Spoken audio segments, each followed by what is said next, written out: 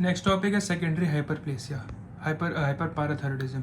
Hyper पाराथायरॉयडिज्म भी चार type का था: primary hyperparathyroidism, secondary hyperparathyroidism, tertiary hyperparathyroidism और सूडो पारा हाइपर पाराथायरॉयडिज्म। ये secondary hyperparathyroidism associated with parathyroid hormone hyperplasia है, जबकि प्राइमरी हाइपर पाराथायरॉयडिज्म हम लोग को याद है एडिनोमा मोर देन यानी 1 ग्लैंड मोर देन 4 ग्लैंड, जो कि हाइपरप्लेसिया है। जबकि सेकेंडरी हाइपरप्लेसिया में associated with parathyroid hormone hyperplasia है।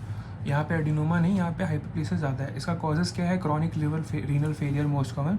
तो उससे क्या होता है? Failure of hydroxylation of vitamin D. अपने को पता है किडनी में हाइड्रोक्सिलेशन ऑफ विटामिन डी होता है, तो विटामिन D3 कम, कैल्शियम कम, तो पाराथायरॉयड हार्मोन हाइपरप्लेसिया हो जाएगा।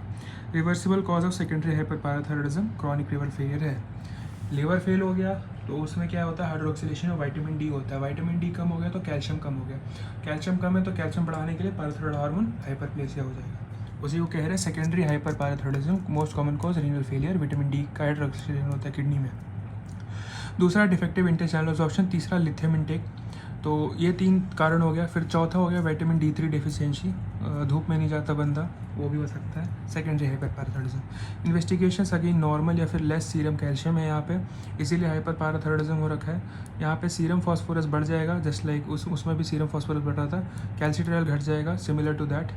कैल्शियम घट रहा है, कैल्सिट्रियल घट रहा है, पाराथायरॉयड हार्मोन बढ़ रहा है। मैनेजमेंट है correction of chronic renal failure, renal transplantation कर देंगे, मेन स्टे ऑफ ट्रीटमेंट है रीनल ट्रांसप्लांटेशन सेकेंडरी हाइपर पाराथायरॉयडिज्म का। विटामिन D3 का सप्लीमेंट कर दो, लो फॉस्फेट डाइट कर दो कि फॉस्फेट ज़्यादा हो रखा है, फॉस्फोरस।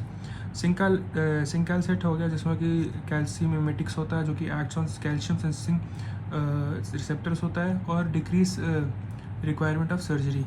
फिर होता है no localisation of gland is required, surgery होता है। Management of hyperplasia, okay. फिर आता है टर्शरी हाइपर पाराथायरॉयडिज्म। इसका कॉज होता है persistent autonomous hypercalcemic hyperparathyroidism post kidney transplant. Kidney transplant कर दिए अभी भी है तो टर्शरी हाइपर पाराथायरॉयडिज्म होता है। इन्वेस्टिगेशन में अल्ट्रासोनोग्राफी अपने करते हैं नोडुलर एनलार्जमेंट के लिए, serum phosphate again come, but serum calcium यहाँ ज़्यादा होगा, पाराथायरॉयड यहाँ ज़्यादा होगा, ये उल्टा है, सीरम कैल्शियम यहाँ ज़्यादा होता है। ट्रीटमेंट होता है सब टोटल पाराथायरॉयडेक्टमी, जो है उसको भी काट के फेंक दो, main stay. Embolisation of gland है। तो सेकेंडरी में हम लोग का क्या, किडनी खराब हुआ, विटामिन डी कम हुआ, तो उससे कैल्शियम कम हो गया, बट तो उसके बाद फिर हम लोग किडनी ट्रांसप्लांट की सेकेंडरी में। बट टर्शरी में kidney transplant post kidney transplant भी खराब हो रखा है, हाइपर कैल्शियमिक हाइपर पाराथायरॉयडिज्म है, तो उसको कहते हैं टर्शरी हाइपर पाराथायरॉयडिज्म। यहाँ पे कैल्शियम ज़्यादा है, पाराथायरॉयड ज़्यादा है, बट सीरम फॉस्फेट यहाँ कम है। यहाँ पे उल्टा है, यहाँ सीरम फॉस्फोरस ज़्यादा है, कैल्शियम कम है, पाराथायरॉयड हार्मोन ज़्यादा है, कैल्सिट्रियल कम है, जबकि यहाँ पे पाराथायरॉयड हार्मोन ज़्यादा है, उल्टा है, और सीरम कैल्शियम ज़्यादा है यहाँ पे, तो इसीलिए